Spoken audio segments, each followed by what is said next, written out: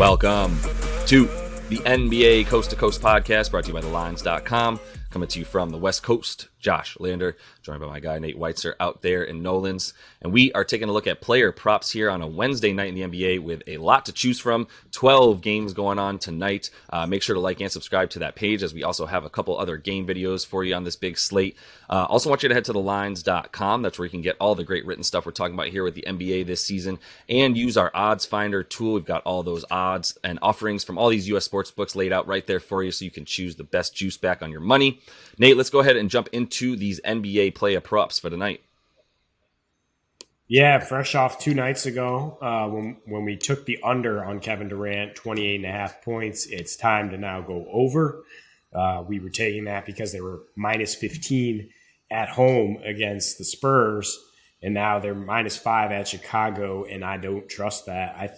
Chicago has shown the ability to play with the best teams in the NBA. They're kind of playing for their lives in terms of keeping this team together. And sometimes we've seen them get into some really crazy shootouts, including their last game. If you look at the law of averages over their last 11, they're giving up 121 with 122 defensive rating. Most of those big scoring games are against teams like Brooklyn that can fill it up. And Brooklyn's defense lately has been a little skewed by playing poor competition. So the point is, I like the over in this game, even at 235. I think you can find a lot of good props here. I think both Durant and Irving are going over, and both are going to be called upon to play a lot. And that just hasn't been the case in his last 7. Durant's scoring 28 a game. He's only playing 33 minutes.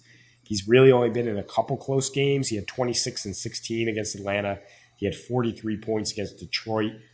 I do like tacking on 7 rebounds, 35.5 there, because I think he could get in, be contributing on that end as well. And he has good numbers against Chicago. I mean, it's just like, of course, it's Kevin Durant, 31 points a game in his last 4, shooting 54% on a 32% usage rate.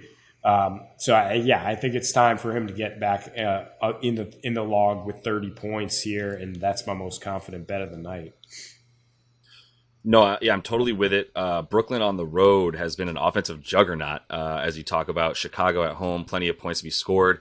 I have another theory too. I mean, the last time that these teams played each other, Brooklyn, we did a video about that game saying, like, Brooklyn doesn't cover, first of all, so take Chicago. It was also when Brooklyn was sort of anemic, and KD specifically just seemed like he wasn't trying.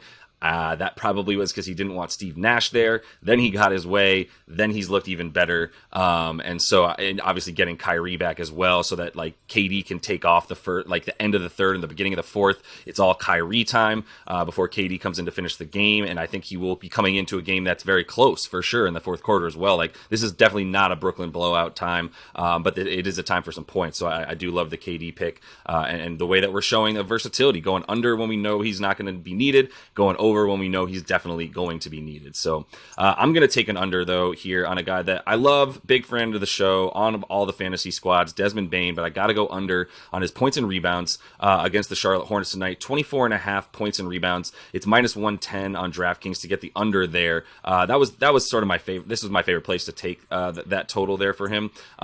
Look, he's still coming back from injury. It's not like I'm trashing the dude at all, but he's been playing 26.5 minutes a game in the 5 games that he's played since he's been back, scoring 14.8 points per game with 4 rebounds. And like, the rebounds I like in there too, because it's like, he's looking for his touch. There's plenty of other guys. Steven Adams has been getting close to 30 minutes as well, so there's not that many rebounds to go around. He's only been averaging the 4, like I said, with a 26.5% usage rate. So he is shooting the ball, but he's got 33% from the field, 18 from deep. Those are his splits right now. He's making 1.2 threes a game on about 6.5 attempts.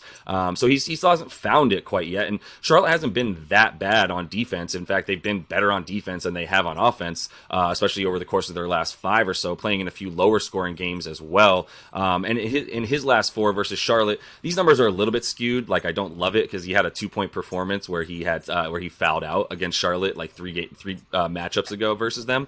But he only does average 16 a game with 3 3 boards in about 26 minutes when he's playing against them. Even if you take out that 2-point performance, that still only goes up to like 18 and a half points a game in about 28 minutes. So, Charlotte top 12 in limiting shooting guards in terms of points per game and rebounds. That's pretty much the only position that they're not bottom 10 in terms of defending. So, it seems like the one spot to be able to take an under in this game. Yeah, Charlotte is apparently trending under at home, and they couldn't even put up a fight against the Lakers in their last home game. That makes you feel better about unders because Bane might not be out there in the fourth quarter. So, it's really as simple as that. And speaking of the Lakers, lots of like for the Heat here. Lots like for Bam Adebayo. I'm kind of steering away from taking his points, though. He has been scoring a lot lately, 27 points per game. That's why it's all the way up at 22.5 in terms of his prop. I actually would prefer just going 12.5 rebounds, assists, and the 2.5 assists is very low. I think because he went 23 and 14 with 0 dimes in an easy win over the Lakers at home recently. Prior to that, Josh, he had at least 4 assists in 7 straight against the Lake Show, averaging 4.7 dimes. He is a guy who can facilitate for sure. And the Lakers are a team that get up and down and allow those kind of peripheral stats. They're allowing the 5th most assists to centers in their last 7 games since losing AD, 5th most rebounds to center on the season while playing at that type of pace. So you can take either of those and get, minus 130, not the greatest odds. Maybe you want to juke it up 1 or 2. Or you can take Bam to do some stuff in a win.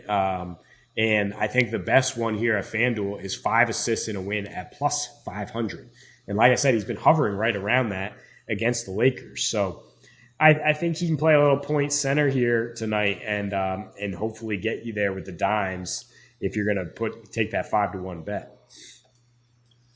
I feel you. The only thing that I would be cautious of is, are those dimes coming because Jimmy's not in? Caleb Martin missed some time. Gabe Vincent missed some time. You could make that argument, but even when they are in, he's playing a ton of points center. It still surprises me how often I see Bam Adebayo dribbling the ball at the top of the key or straight up bringing the ball up the court. And I think that's because, especially when Jimmy's not in, and he'll get plenty of minutes without Jimmy as well in this one, I think that they look at him as the guy that all those shooters can play off of, and he's versatile enough, especially when he's playing a big man, if you will. And Thomas Bryant is a slow big man for sure, so that's going to be quite an issue, I would say, for the Lake Show. And you got to expect the Lakers to continue to play at a blistering pace, making there an opportunity for more rebounds. So if you love the assist in this one, and I'm definitely not going to talk you out of it, I would just say Jimmy is playing, it looks like. So in that case, like, you can also feel good about those points and rebounds, and that might be where I lean a little bit more so. So I'm gonna have a lot of fun with this last one, and actually taking another Grizz Triple J, Jaren Jackson Jr., friend of the show, 2.5 blocks. If you take him to get 3 blocks in this game, you're talking plus 140 at DraftKings. That's like pretty much the standard offer right now for them. You can go to 2.5 stocks, steals and blocks. That's the same offering that they're giving you in most places, but it's minus 150, minus 170 for the 3.5 steals and blocks combined. I would take the block. I would take it all, to be honest with you. I would take something a little bit safer and then go ahead and take that plus 140 for him to get 3 blocks. He's averaging 3.1 in his last 10. That does include an 8-block performance the other night. That was absolutely ludicrous. But it's because he's playing free safety, man. Like, if you look at who he's matched up against, which I did, it's never the opposing team's offensive power forward or center. It's whomever is the least offensive, able player on the other team in the front court. That's who Jaren Jackson Jr. is guarding, so that he can come right off of that person and swat guys like Zion and other guys who are driving at the rim. So I really like what I've seen from him. Hilariously, Charlotte allows the most blocks per game to their opponent. I don't really know how to correlate that to anything in terms of style of play or who's out there for them. Mason Plumlee, just maybe he likes to get blocked a lot. I'm not really sure. But either way, they do recover a ton of those blocks and steals, which is really funny because they don't turn the ball over, Charlotte, but you can still block the crap crap out of them. So I'm going to take him to get those, as he's just been doing that at an incredible rate, and I think he loves doing that. I think he knows that's his path to Defensive Player of the Year as well, which he's finally getting some credit for, even though he's missed a bunch of games.